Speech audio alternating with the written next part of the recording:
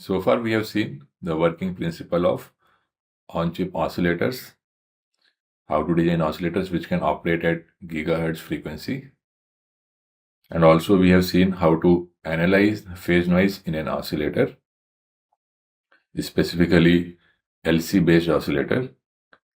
But a fixed oscillator with a constant frequency output is not useful in most of the wireless application, because we want to tune the oscillator frequency to different center frequencies of the channel for realizing the architectures we have studied for the receivers and transmitters. So what we need is an oscillator whose frequency is electrically tunable,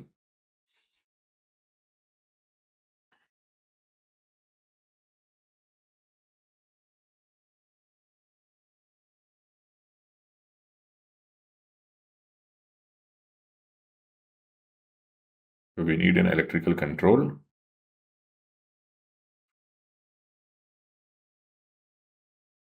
so we need tunable VCO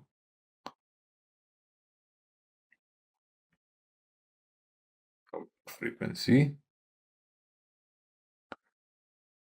to cover entire band.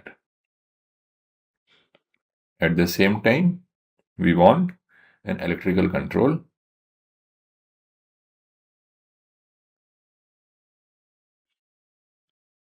and when we talk about electrical control, mainly we are interested in a voltage-based control of the oscillator frequency.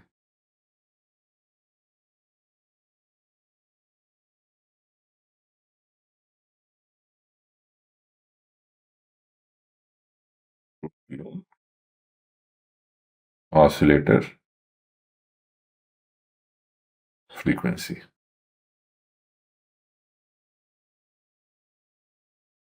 So we need tunable frequency, as well as we want a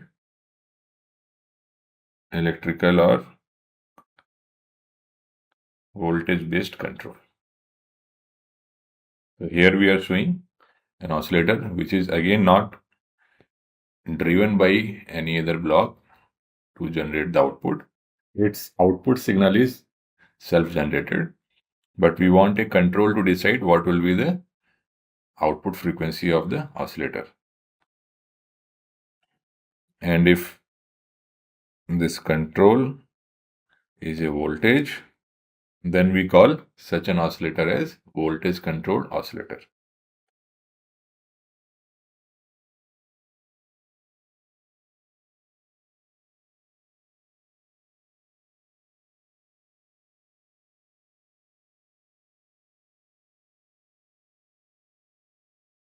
VCO in short. So now we are going to look into the design of VCO for wireless system applications. We have already seen an LC based oscillator. Now we will see how to design an LC based VCO. So if you remember the circuit for the LC based cross coupled oscillator, it had a center tapped inductor, a capacitor,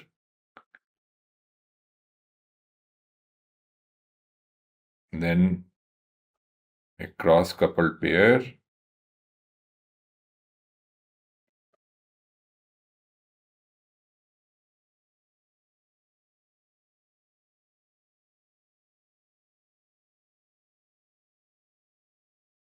with a current source to bias, and we were taking the differential output here, so VOP, VOM. This inductor value is L and the capacitor value is C.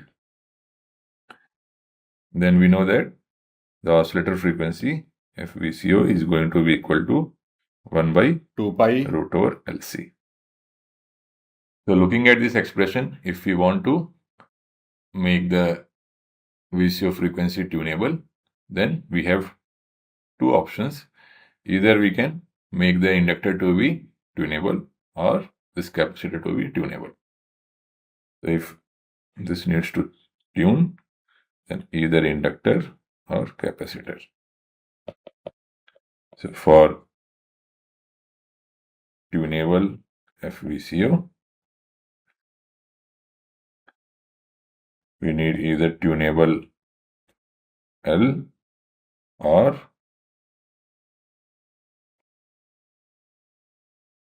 tunable C.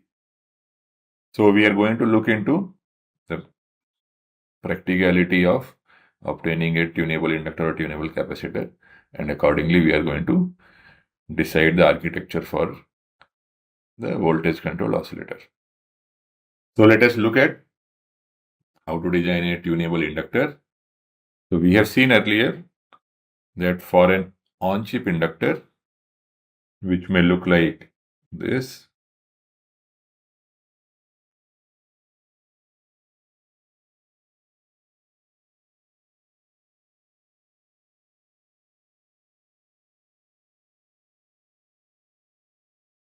then using an underpass, we can complete this connection.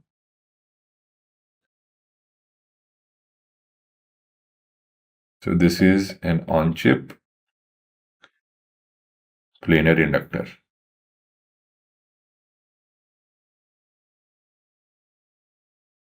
So we have seen that the inductance depends on what is its inner area as well as the number of turns. So we know that for this on-chip inductor, L depends on this inner area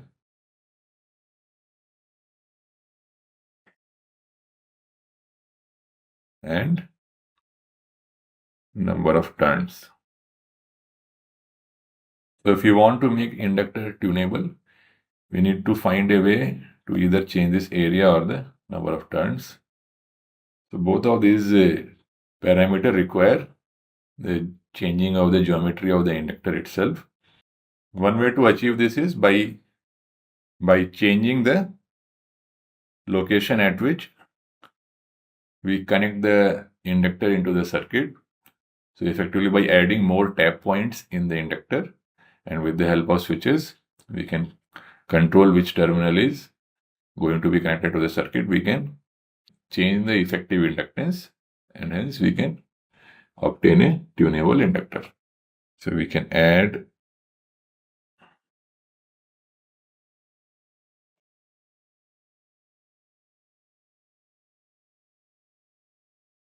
equal tap points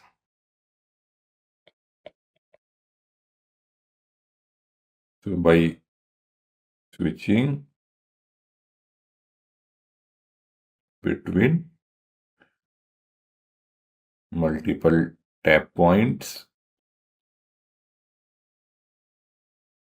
to connect to the circuit, we can change effective inductance. We need switches in addition to these tap points to be able to change the inductance. And we can also see that if we want very fine tunability, then we need to add a lot of such tap points. So overall, if we see the practicality of such an approach, then we will see that the addition of so much of extra routing, and we know that every extra routing will also add its own effective inductance along with the parasitics of the switches which are going to come into picture. This approach of using multiple tap points based tunable inductor for VCO is not very popular. Downside is requires many tap points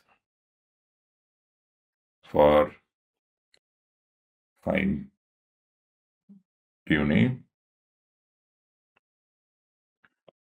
as well as the switch and tap point parasitics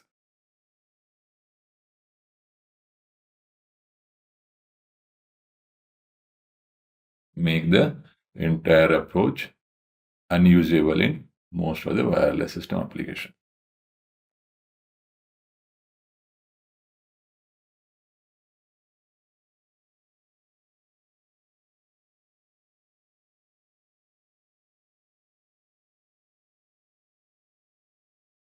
So recently there have been approaches where multiple inductors are used to design an oscillator, and those inductors can be coupled.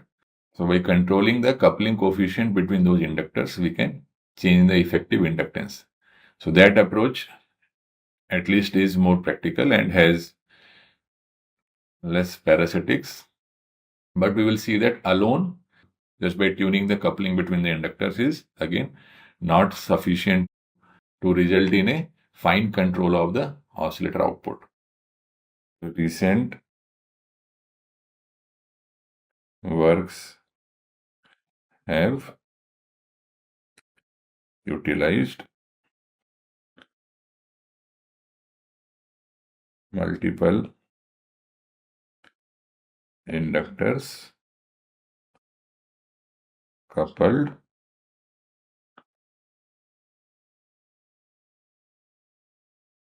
together in a VCO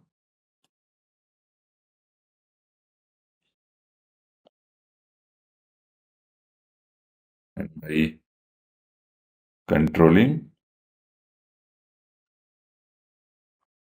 in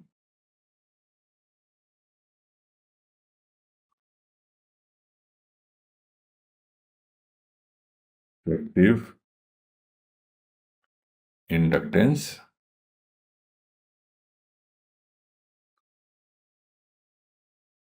and oscillator frequency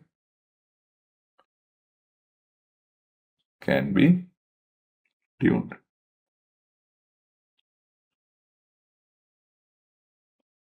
This is not a fine control. This is a coarse control of VCO frequency.